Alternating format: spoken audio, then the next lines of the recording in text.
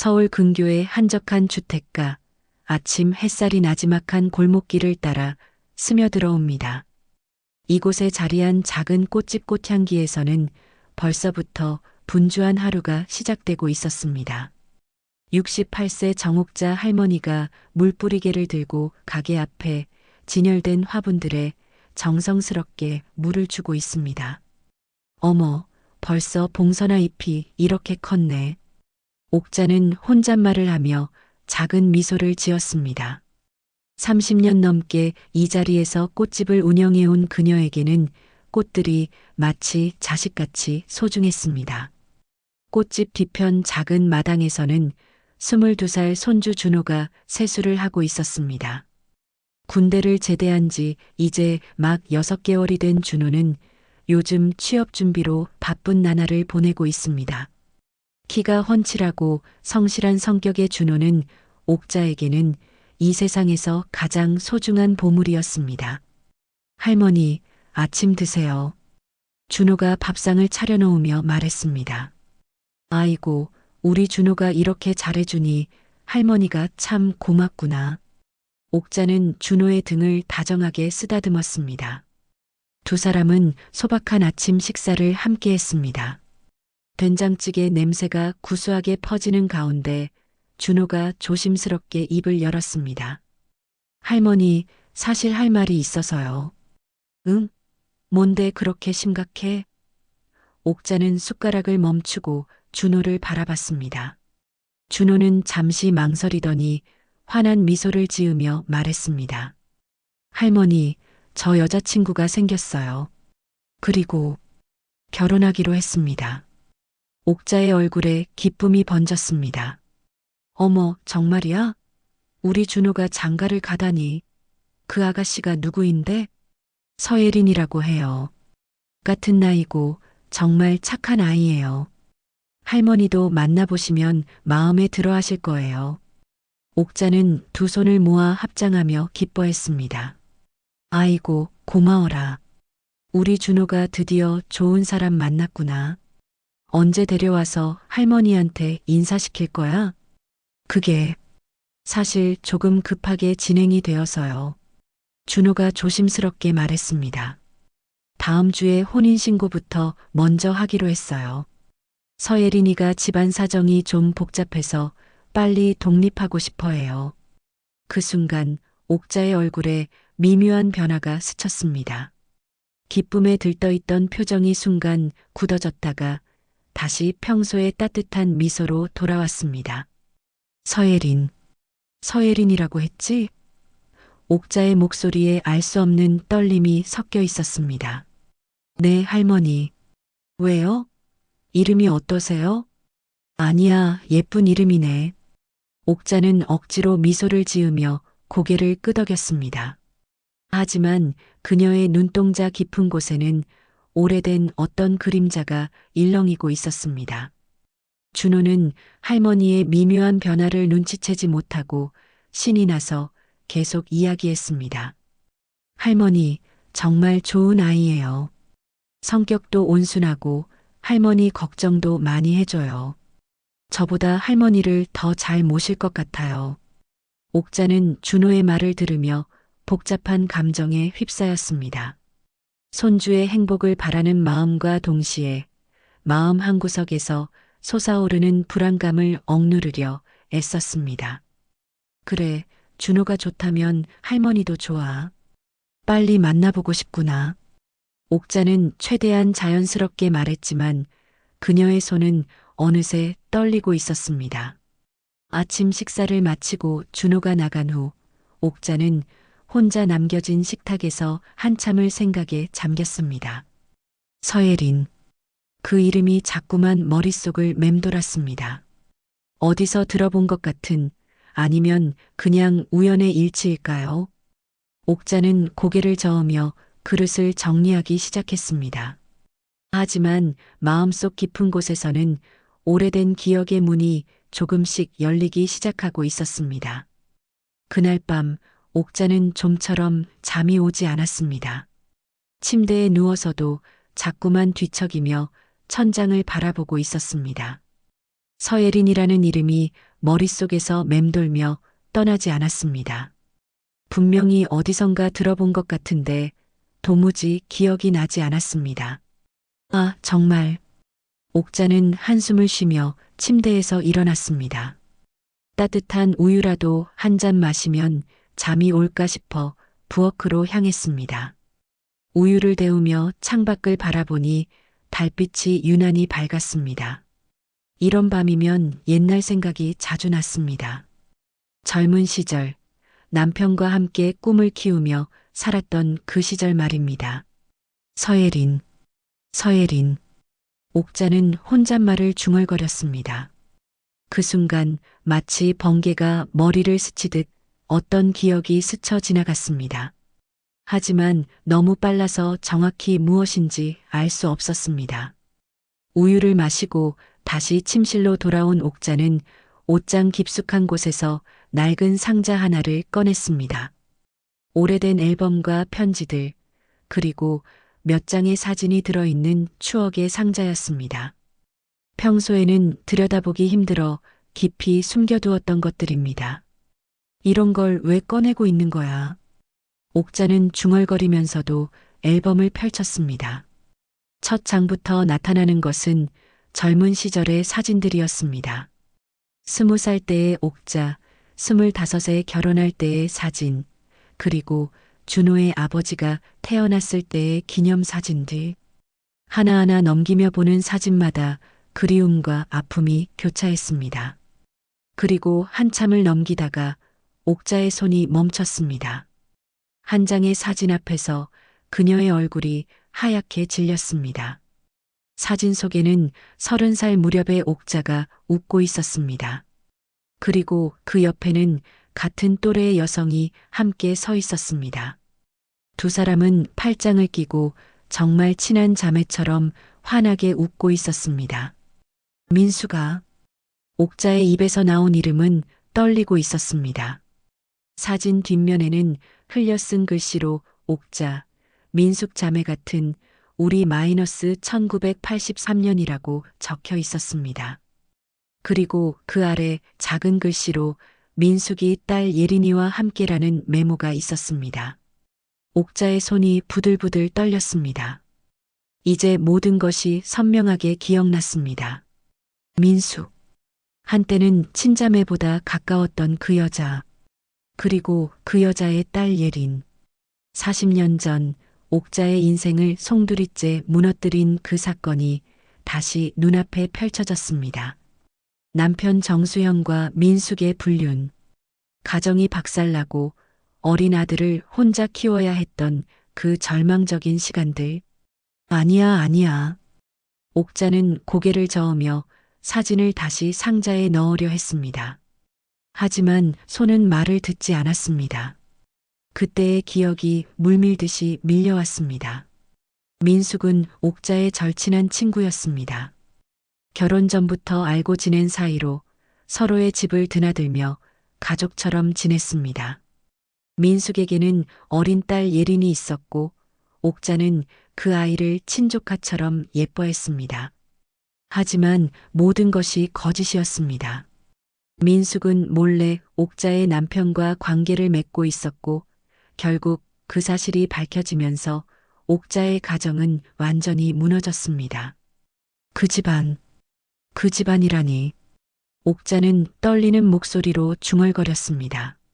준호가 결혼하려는 서예린이 바로 그 민숙의 딸이라는 사실이 믿어지지 않았습니다. 세상이 이렇게 좁을 수가 있을까요? 아니면 이것은 운명의 장난일까요? 옥자는 사진을 꼭 쥐고 한참을 앉아 있었습니다.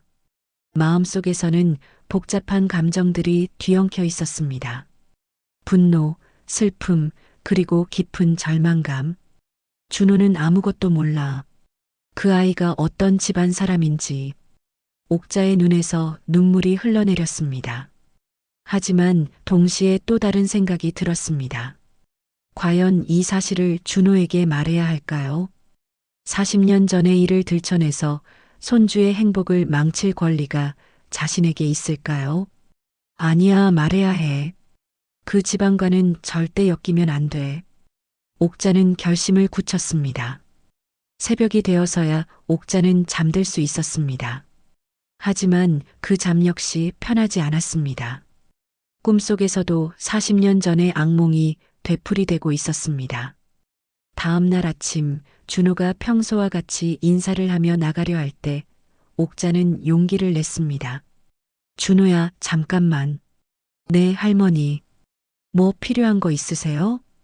옥자는 한참을 망설이다가 조심스럽게 입을 열었습니다.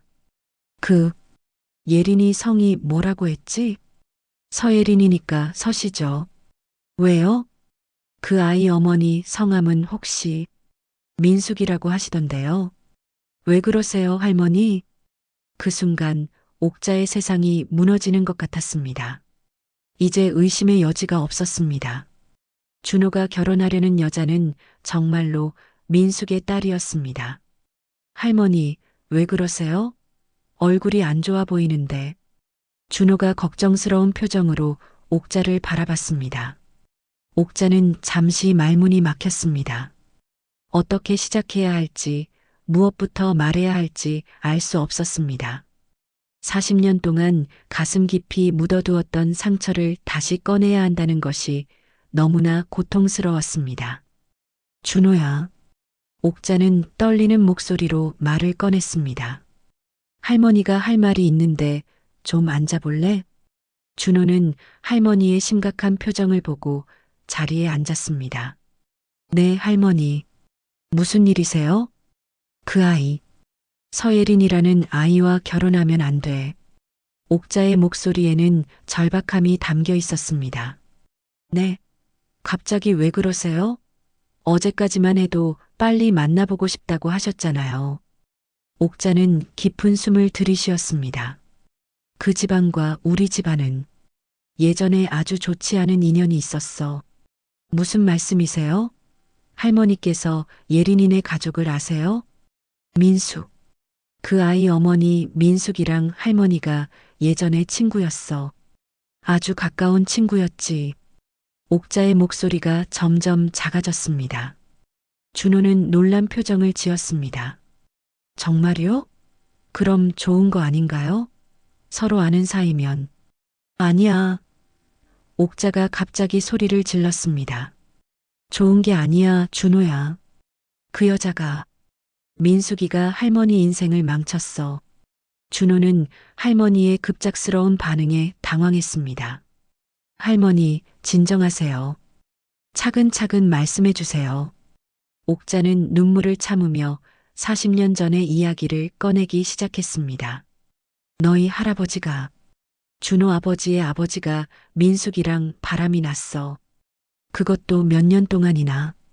할아버지가요? 준호의 얼굴이 점점 어두워졌습니다. 할머니는 그때 아무것도 몰랐어. 민숙이를 친자매처럼 생각했거든. 집에도 자주 오고 가고 어린 예린이도 할머니가 친손녀처럼 예뻐했어.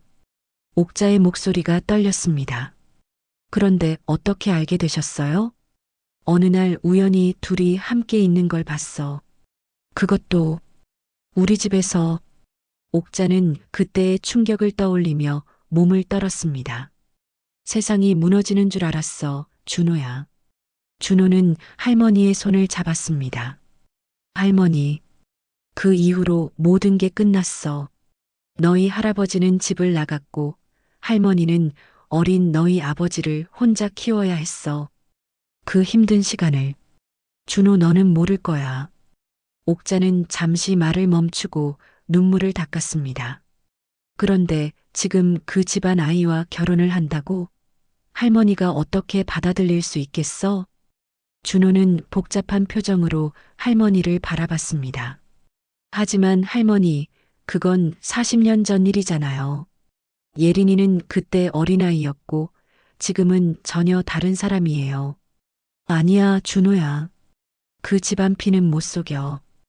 어머니가 그런데 딸이 다를 거라고 생각해? 할머니, 그렇게 말씀하시면 안 돼요.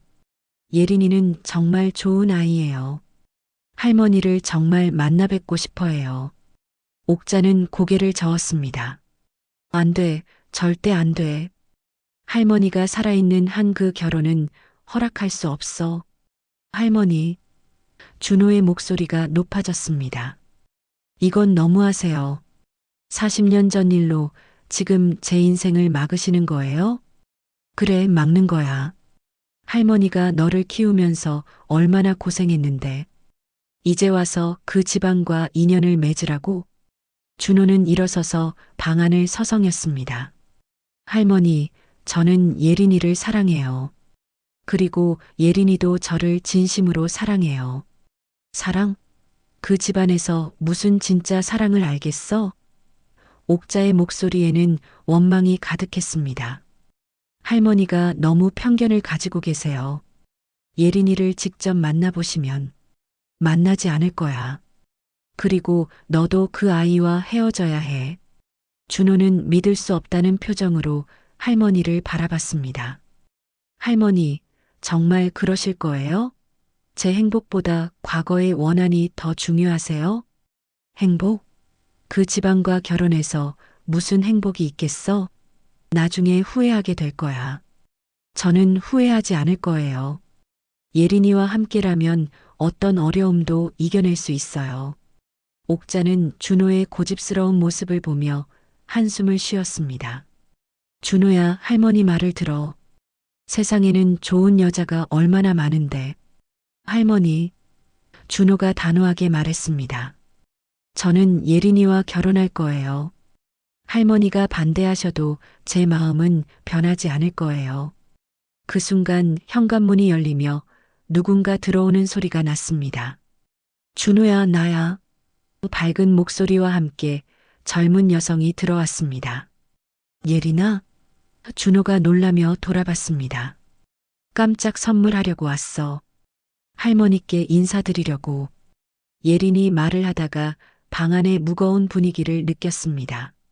옥자와 예린의 시선이 마주쳤습니다. 40년의 세월이 흘렀지만 옥자는 예린에게서 어린 시절 민숙의 모습을 똑똑히 볼 수 있었습니다.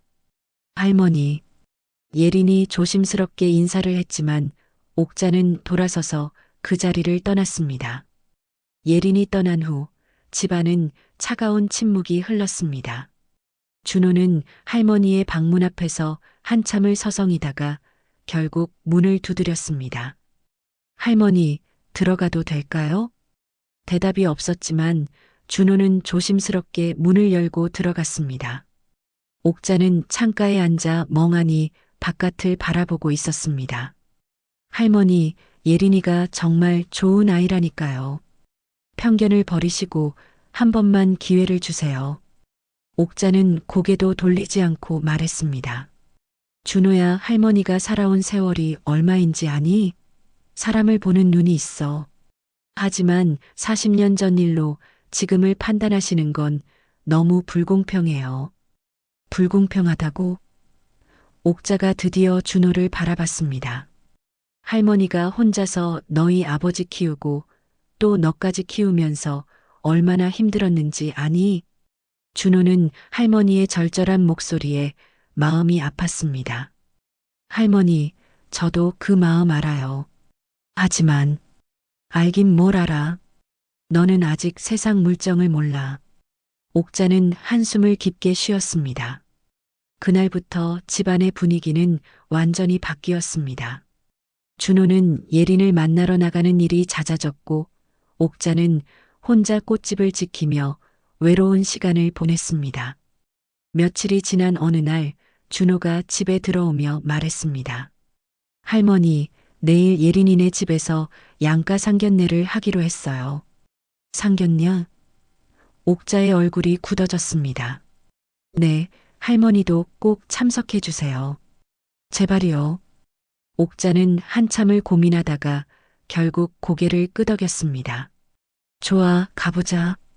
그 집안이 어떻게 나왔는지 내 눈으로 직접 확인해 보겠어. 다음 날 옥자는 가장 단정한 옷을 입고 준호와 함께 예린의 집으로 향했습니다. 마음속으로는 40년 만에 민숙을 다시 만난다는 생각에 복잡한 감정이 교차했습니다. 예린의 집은 서울 강남의 고급 아파트였습니다. 현관문을 열고 들어서자 예린이 반갑게 맞아주었습니다. 할머니, 어서 오세요. 저희 어머니가 정말 뵙고 싶어 하셨어요. 거실로 들어서자 중년 여성이 일어나 인사를 했습니다. 옥자의 시선이 그 여성에게 고정되었습니다. 40년의 세월이 흘렀지만 민숙의 모습을 알아보는 데는 오래 걸리지 않았습니다. 어머, 옥자 언니 아니세요? 민숙이 먼저 말을 걸었습니다. 정말 오랜만이네요. 옥자는 차가운 시선으로 민숙을 바라봤습니다. 그래, 정말 오래됐지. 양가 가족들이 둘러앉았지만 분위기는 어색했습니다. 예린과 준호만 모르는 채로 즐겁게 이야기를 나누고 있었습니다. 우리 예린이가 준호를 정말 좋아해요. 착하고 성실한 아이라고 늘 자랑하거든요. 민숙이 억지 웃음을 지으며 말했습니다. 그래, 우리 준호도 예린이 이야기를 자주 하더라. 옥자의 목소리는 냉랭했습니다. 식사가 끝나고 차를 마시는 시간이 되자 민숙이 조심스럽게 말을 꺼냈습니다. 옥자 언니, 혹시 우리 따로 이야기할 시간 있을까요? 옥자는 잠시 망설이다가 고개를 끄덕였습니다. 두 사람은 베란다로 나갔습니다. 언니, 정말 오랜만이에요. 그동안 어떻게 지내셨어요? 민숙이 어색하게 말을 시작했습니다. 어떻게 지냈는지 궁금하지도 않을 거면서 왜 물어? 옥자의 목소리는 차갑기만 했습니다. 민숙은 잠시 말문이 막혔습니다. 언니, 그때 일은, 그때 일? 옥자가 민숙을 노려봤습니다. 40년 전에 내 가정을 박살낸 그 일 말이야? 언니, 저도 그때는 젊었고 실수였어요. 실수? 옥자의 목소리가 떨렸습니다. 몇 년 동안 계속된 게 실수야? 내가 너를 친자매처럼 믿었는데. 민숙은 고개를 숙였습니다. 정말 미안해요. 그때 제가 너무 어리석었어요. 미안하다고 해서 뭐가 달라져? 내가 혼자서 아이 키우며 얼마나 고생했는지 알아?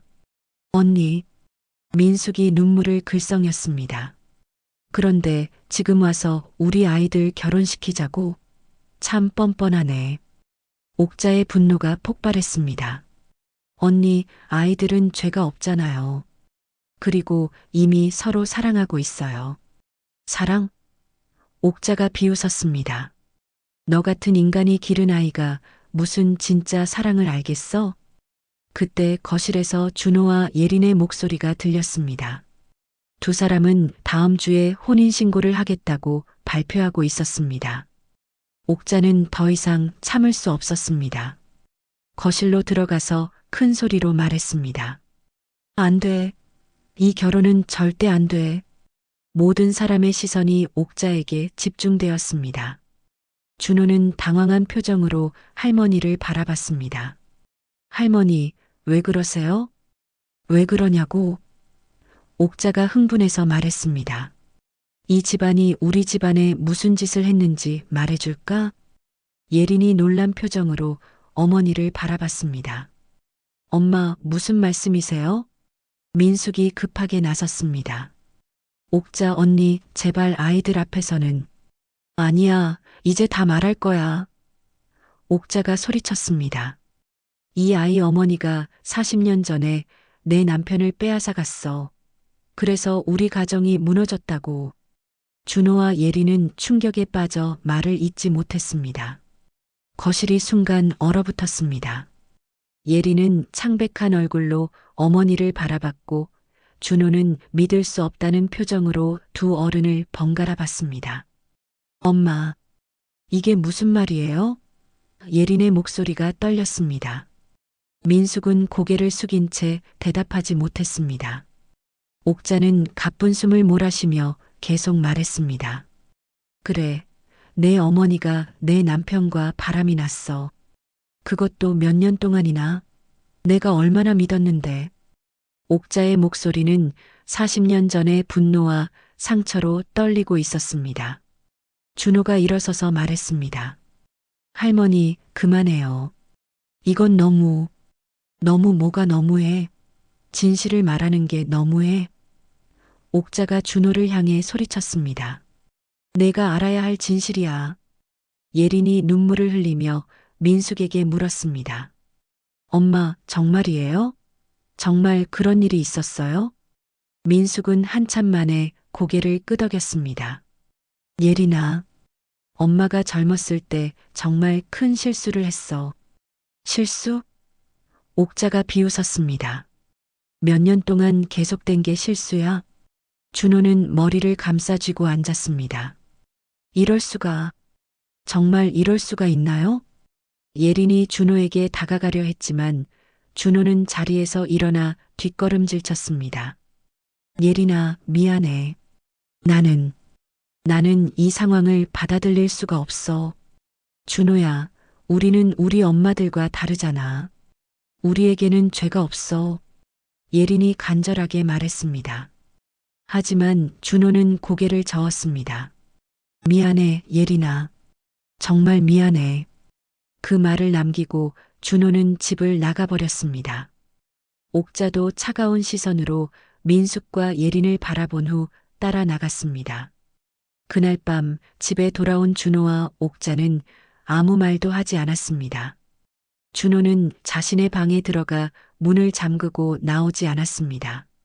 며칠이 지났지만 준호는 예린과의 연락을 모두 끊었습니다.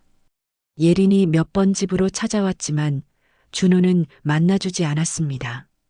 어느 날 오후 옥자가 꽃집에서 일하고 있을 때 동네 아주머니 하나가 들어왔습니다.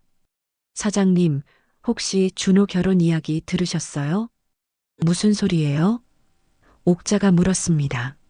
아, 그럼 모르시는구나. 준호가 사귀던 그 아가씨 말인데 요즘 이상한 소문이 돌고 있어요. 옥자의 귀가 번뜩했습니다. 무슨 소문이요? 그 집이 사채 문제로 시끄럽다더라고요. 그리고 그 아가씨가 남자친구를 몇 명씩 동시에 만난다는 소문도 있고, 옥자는 깜짝 놀랐습니다. 정말이에요? 글쎄요, 소문이니까 확실하지는 않지만. 아무튼 준호한테는 말 안 하는 게 좋을 것 같아요. 괜히 상처받을까 봐서요. 그날 저녁 옥자는 마음이 복잡했습니다. 예린에 대한 안 좋은 소문이 사실인지 궁금했지만 준호에게 말하기도 애매했습니다. 다음 날 옥자는 우연히 예린의 집 근처를 지나게 되었습니다. 그때 예린이 아파트 입구에서 전화 통화를 하는 모습을 봤습니다. 옥자는 숨어서 그 모습을 지켜봤습니다. 응, 준호는 정말 순진해. 아무것도 모르고 있어. 예린의 목소리가 들렸습니다. 엄마가 말한 대로만 하면 돼.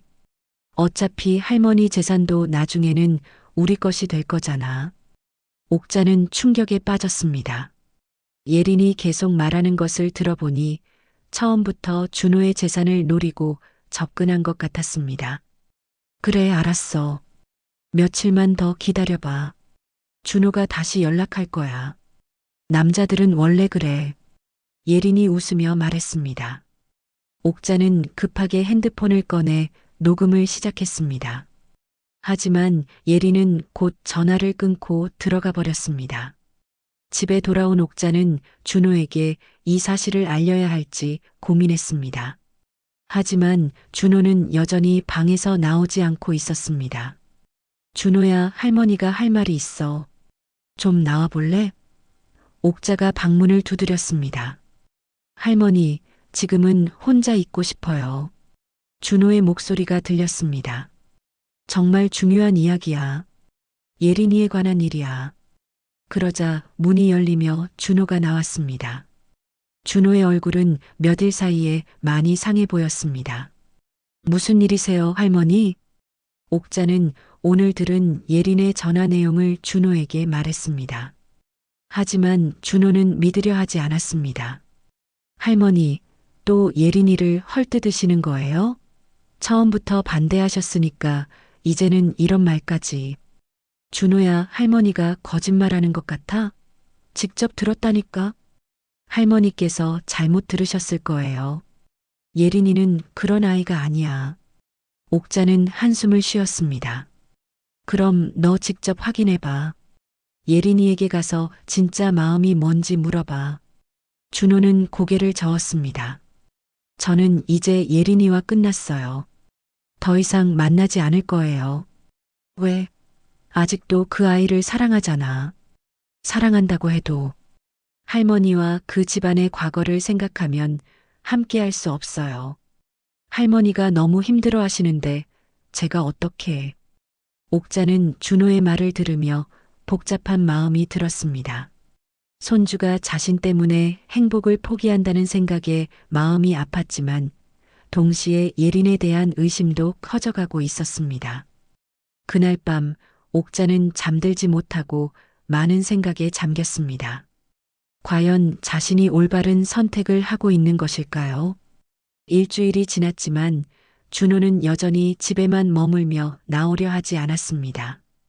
옥자는 손주의 침울한 모습을 보며 마음이 아팠지만 그래도 예린과 헤어진 것은 잘된 일이라고 생각했습니다. 그런데 어느 날 오후 급작스럽게 응급실에서 연락이 왔습니다. 정옥자님이시죠? 손자분이 교통사고를 당하셨습니다. 옥자는 하늘이 무너지는 것 같았습니다. 급하게 병원으로 달려가니 준호가 침대에 누워 있었습니다. 다행히 생명에는 지장이 없었지만 다리를 다쳐서 며칠 입원해야 한다고 했습니다. 준호야, 괜찮니? 할머니가 여기 있어. 옥자는 준호의 손을 꼭 잡았습니다. 할머니, 죄송해요. 멍하게 길을 걷다가 준호의 목소리는 힘이 없었습니다. 바보야, 무슨 소리야. 건강하게만 있으면 되는 거야. 그때 병실 문이 열리며 누군가 들어왔습니다. 옥자가 돌아보니 예린과 민숙이었습니다. 준호야. 예린이 눈물을 흘리며 준호에게 달려갔습니다. 괜찮아? 많이 아파? 준호는 예린을 보고 당황했습니다. 예린아, 넌 왜 여기 와? 소식 듣고 바로 왔어. 내가 다쳤다는데 가만히 있을 수 없잖아. 민숙도 조심스럽게 다가와서 말했습니다.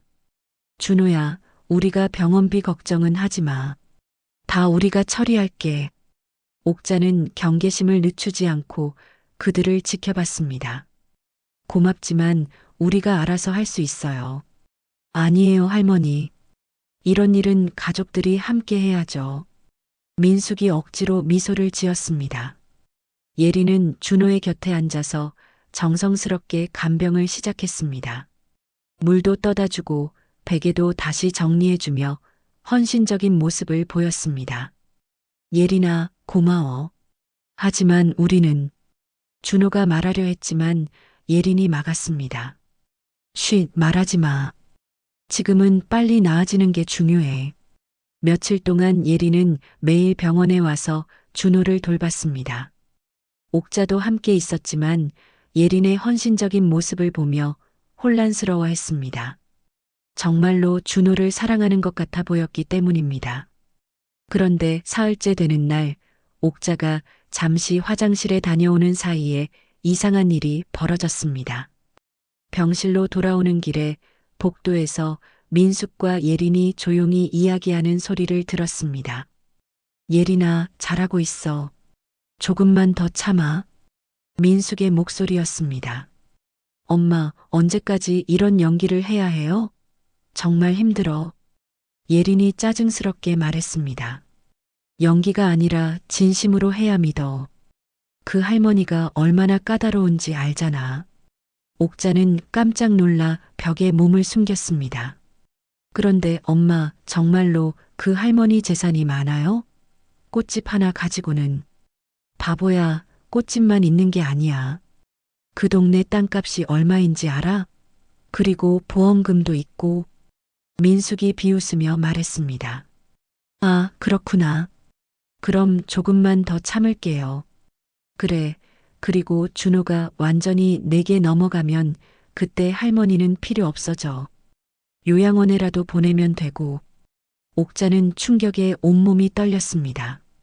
정말로 자신의 재산과 준호를 노리고 접근한 것이었습니다. 그런데 엄마, 만약 할머니가 계속 반대하면 어떡해요? 걱정 마. 늙은이들은 외로움을 못 견뎌. 손자가 떠나겠다고 하면 결국 굴복하게 되어 있어. 민숙이 계속 말했습니다. 그리고 우리가 임신 발표라도 하면 할머니가 어쩔 수 없이 받아들일 거야. 임신이요? 저 아직 임신 안 했는데. 임신한 척만 하면 돼. 나중에 유산했다고 하면 되잖아. 옥자는 더 이상 들을 수 없어서 조용히 병실로 돌아갔습니다. 마음이 너무 아팠습니다. 자신의 직감이 맞았다는 것이 슬펐고 동시에 순진한 준호가 걱정되었습니다. 병실에 들어가니 예린이 다시 준호를 정성스럽게 돌보고 있었습니다. 하지만 이제 그 모든 것이 연기라는 것을 알고 나니 끔찍했습니다. 할머니, 어디 갔다 오셨어요? 예린이 밝게 웃으며 물었습니다. 응, 화장실 좀. 옥자는 최대한 자연스럽게 대답했습니다. 그날 저녁 준호가 잠들고 나서 예린과 민숙이 돌아간 후 옥자는 혼자 남아 준호를 지켰습니다. 준호야. 옥자는 잠든 손주를 바라보며 속삭였습니다. 할머니가 너를 지켜줄게. 그 나쁜 사람들한테 속지 않게 해줄게. 다음 날 아침 의사가 와서 준호의 상태를 확인했습니다. 많이 좋아졌네요. 내일 퇴원하셔도 될 것 같습니다. 정말요? 다행이다. 준호가 기뻐했습니다. 그때 예린이 들어오며 말했습니다. 준호야, 퇴원하면 우리 집에서 요양하는 게 어때? 우리 엄마가 간병을 정말 잘해주실 거야. 준호는 망설였지만 옥자가 먼저 말했습니다. 고맙지만 집에서 할머니가 돌볼게. 익숙한 환경이 회복에 더 좋을 거야. 예린의 얼굴에 순간 실망의 표정이 스쳤지만 곧 웃음으로 바뀌었습니다. 그럼 제가 매일 찾아가서 도와드릴게요. 옥자는 그 모습을 보며 마음속으로 다짐했습니다. 이제 진실을 밝혀야 할 때가 왔다고. 준호가 태어난 지 이틀이 지났습니다. 예린은 약속대로 매일 찾아와서 준호를 돌봤고 옥자는 그 모습을 지켜보며 속이 타들어갔습니다. 언제까지 이 거짓된 연극을 지켜봐야 하는지 답답했습니다. 그런데 뜻밖의 일이 벌어졌습니다.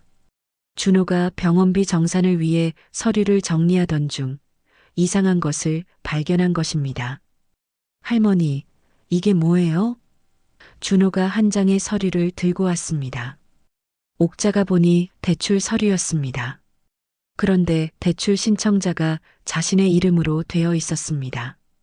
이상하네, 할머니는 대출 받은 적이 없는데. 옥자도 당황했습니다. 준호가 자세히 살펴보니 보증일란에 자신의 이름이 적혀 있었습니다. 할머니, 저도 이런 거 서명한 적 없어요. 이거 누가 했을까요? 옥자는 순간 떠오르는 것이 있었습니다. 준호야, 혹시 예린이가 서류에 서명해달라고 한 적 있니? 아, 병원에서 예린이가 보험 서류라고 하면서 서명해달라고 했었는데. 준호의 얼굴이 점점 어두워졌습니다. 뭐라고? 옥자는 깜짝 놀랐습니다. 그게 언제였어? 제가 의식이 좀 흐릿할 때였어요. 예린이가 병원비 때문에 급하다고 해서. 옥자와 준호는 서로 바라보며 같은 생각을 했습니다. 예린이 몰래 대출을 받아간 것입니다. 이럴 수가. 준호는 머리를 감싸쥐었습니다. 준호야, 이제 알겠니? 할머니가 왜 그 아이를 반대했는지. 준호는 한참 동안 말이 없었습니다. 그리고 나서 조용히 말했습니다. 할머니, 제가 직접 확인해 볼게요. 그날 오후 예린이 평소와 같이 찾아왔습니다. 준호는 최대한 자연스럽게 물어봤습니다. 예린아, 병원에서 서명해달라고 했던 서류 말인데. 아, 그거 보험 서류였잖아. 왜? 예린이 태연하게 대답했습니다. 혹시 그 서류 복사본 있어? 나도 한번 보고 싶어서. 예린의 표정이 순간 굳어졌습니다. 그런 거 왜 필요해? 이미 처리된 일인데. 그냥 궁금해서 그래. 내가 뭘 서명했는지 알고 싶어. 준호야, 나를 못 믿는 거야? 예린의 목소리에 날카로움이 섞였습니다. 그때 옥자가 거실로 나왔습니다. 손에는 대출 서류를 들고 있었습니다. 예린아, 이게 뭔지 설명 좀 해줄래? 옥자가 서류를 내밀었습니다. 예린의 얼굴이 하얗게 질렸습니다. 그게 뭐예요? 내가 우리 이름으로 받아간 대출 서류야. 아직도 모르겠어? 예린은 잠시 당황하더니 갑자기 눈물을 터뜨렸습니다. 죄송해요. 정말 죄송해요. 준호는 믿을 수 없다는 표정으로 예린을 바라봤습니다. 예린아, 정말 내가 한 거야? 우리 집이 정말 어려워서 엄마가 아프셔서 병원비가 필요했어요. 예린이 흐느끼며 말했습니다. 그럼 나한테 말하지 왜 이런 식으로. 준호의 목소리가 떨렸습니다. 말해봤자 돈이 없잖아요. 그래서 어쩔 수 없이. 옥자가 냉정하게 말했습니다. 어쩔 수 없이라고? 이건 사기야, 사기. 예린이 갑자기 화를 내며 일어섰습니다. 사기라고요? 저는 준호를 정말 사랑해요. 돈 때문이 아니라고요. 사랑? 옥자가 비웃었습니다. 그럼 왜 내 엄마랑 할머니 재산 이야기를 했어? 요양원에 보낸다는 이야기도 했고. 예린의 얼굴이 더욱 창백해졌습니다. 그건 어떻게 해? 할머니가 다 들었어. 너희들이 복도에서 한 이야기 말이야. 준호는 충격에 빠져 예린을 바라봤습니다. 예린아, 정말이야? 정말 그런 이야기를 했어? 예린은 더 이상 변명할 수 없었습니다. 눈물을 훔치며 말했습니다. 준호야, 처음에는 그랬을지도 몰라. 하지만 지금은 정말로 너를 사랑해.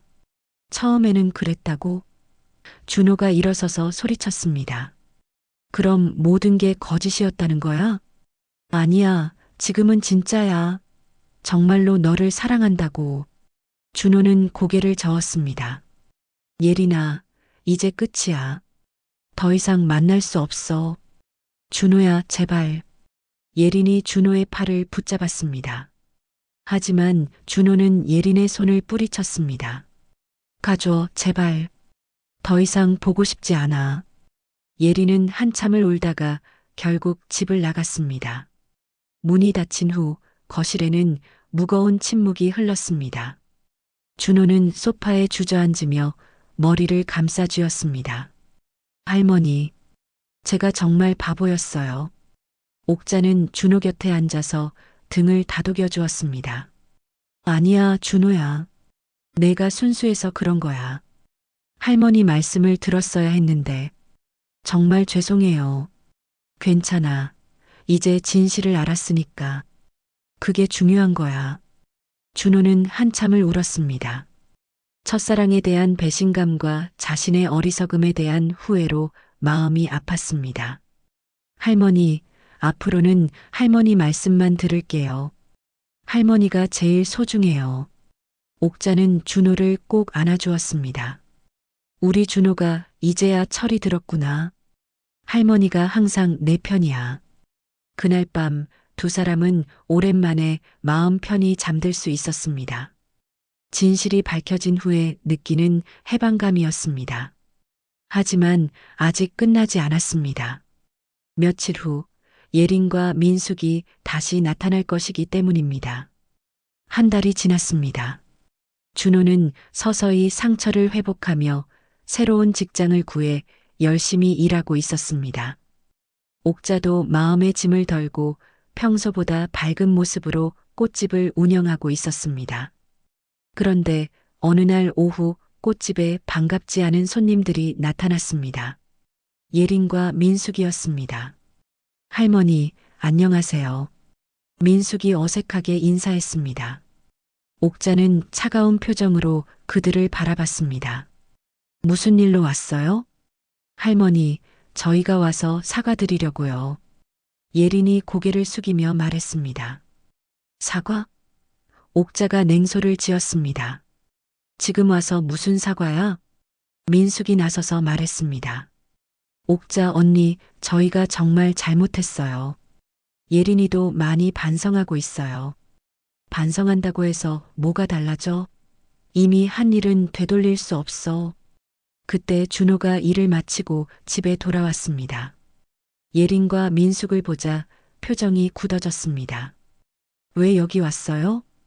준호의 목소리는 냉정했습니다. 준호야. 예린이 눈물을 글썽이며 다가왔습니다. 내가 정말 잘못했어. 다시 한 번만 기회를 줘. 기회? 준호가 비웃었습니다. 사기를 치고 거짓말을 한 사람한테 무슨 기회를 줘? 민숙이 급하게 나섰습니다. 준호야, 사실은 우리가 정말 급한 일이 있어서 왔어. 돈을 빌려달라고. 옥자와 준호는 어이없다는 표정을 지었습니다. 돈을 빌려달라고요? 옥자가 소리쳤습니다. 뻔뻔함도 정도가 있지. 언니, 제발 들어봐요. 예린이가 임신했어요. 민숙이 갑자기 폭탄 선언을 했습니다. 뭐라고? 준호가 깜짝 놀랐습니다. 예린이 배를 만지며 말했습니다. 준호야, 내 아이야. 그래서 우리가 결혼해야 해. 하지만 준호는 이미 그들의 거짓말에 대해 알고 있었습니다. 병원에서 들었던 대화를 떠올렸습니다. 임신했다고? 준호가 차갑게 웃었습니다. 거짓말하지 마요. 임신한 척만 하는 거잖아요. 예린의 얼굴이 하얗게 질렸습니다. 그게 뭔 말이야? 병원에서 당신 엄마랑 한 대화 다 들었어요. 임신한 척만 하고 나중에 유산했다고 하려던 거죠? 민숙과 예린은 더 이상 변명할 수 없었습니다. 모든 계획이 탄로난 것입니다. 그럼 대출받은 돈만이라도 갚아달라요. 민숙이 마지막으로 요구했습니다. 준호가 단호하게 말했습니다. 그 돈은 사기로 받아간 거예요. 경찰에 신고할 수도 있어요. 경찰? 예린이 놀라며 물러섰습니다. 하지만 그러지 않을게요. 대신 다시는 우리 앞에 나타나지 마세요. 민숙이 마지막으로 말했습니다. 옥자 언니, 40년 전 일은 정말 미안했어요. 하지만 지금 우리도 힘들어요. 옥자는 깊은 숨을 쉬며 말했습니다. 미안하다는 말로 다 해결되는 건 아니야. 하지만 이제 더 이상 과거에 얽매이고 싶지 않아. 언니, 가세요. 그리고 다시는 우리 가족에게 접근하지 마요. 예린과 민숙은 결국 아무것도 얻지 못한 채 돌아갔습니다. 그들이 떠난 후 옥자와 준호는 서로를 바라보며 깊은 안도감을 느꼈습니다. 할머니, 이제 정말 끝인 것 같아요. 준호가 말했습니다. 그래, 이제야 진짜 우리 둘만의 평화로운 시간이 시작되는 거야. 몇 달이 지났습니다. 준호는 직장에서 인정받으며 승진도 했고 옥자는 건강하게 꽃집을 운영하고 있었습니다. 어느 봄날 준호가 집에 들어오며 밝은 목소리로 말했습니다. 할머니, 제가 요즘 좋은 분을 만나고 있어요. 옥자는 놀라며 물었습니다. 정말? 어떤 분이야? 직장 동료인데요. 정말 착하고 성실한 분이에요. 할머니랑 비슷한 향기가 나는 사람이라고 할까요? 그래. 그럼 언제 할머니한테 소개시켜 줄 거야? 다음 주에 데려올게요. 할머니께서 마음에 드실 거예요. 옥자는 환하게 웃었습니다. 좋아. 할머니가 맛있는 음식 많이 준비해 놓을게. 그날 저녁 옥자는 꽃집에서 마지막 정리를 하며 혼잣말을 했습니다. 이제야 내 인생도 봄이 오는 것 같네. 꽃집 유리창에 비친 자신의 모습을 보며 옥자는 오랜만에 진심으로 미소를 지었습니다. 40년 동안 가슴에 묻어두었던 상처와 원망을 모두 내려놓을 수 있었습니다. 창문 너머로 따뜻한 봄바람이 불어와 꽃잎 몇 개를 날려보냈습니다. 그 꽃잎들 사이로 오래된 사진 한 장이 바람에 휘날렸습니다. 젊은 시절의 옥자와 어린 준호가 함께 웃고 있는 사진이었습니다. 옥자는 그 사진을 주워서 가슴에 품었습니다. 과거의 아픔도 현재의 행복도 모두 자신의 인생이었습니다. 이제는 모든 것을 받아들이고 손주와 함께 새로운 미래를 만들어갈 수 있을 것 같았습니다. 삶은 다시 이어지고 진실은 결국 사람을 품는구나. 옥자의 중얼거림이 조용한 꽃집에 울려 퍼졌습니다. 그리고 그 소리는 마치 새로운 시작을 알리는 종소리처럼 들렸습니다. 창밖으로는 별들이 하나둘 떠오르고 있었고 내일은 또 다른 희망찬 하루가 기다리고 있었습니다.